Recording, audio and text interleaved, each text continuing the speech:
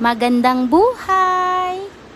Kaalaman, ang video pong ito ay kuha sa isang isla sa siyudad ng Bodø ng bansang Norway. Ito ay ang tinatawag na Saltstraumen Whirlpool. Ating alamin. Alam niyo ba na ang Saltstraumen Whirlpool ng Norway ay ang pinakamalakas na alimpuyo sa buong mundo? Tama! Ano nga ba ang isang alimpuyo at paano nabubuo ito? Nabubuo ang mga whirlpool kapag nagsalubong ang dalawang magkasalungat na agos na nagiging sanhi ng pag-ikot ng tubig.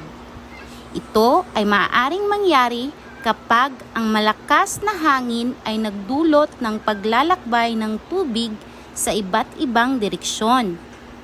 Habang umiikot ang tubig, ito ay may inilalabas na isang maliit na lukab sa gitna na lumilikha ng isang puyo ng tubig na tinatawag nating alimpuyo or whirlpool sa Ingles. Yan lamang po at magandang buhay!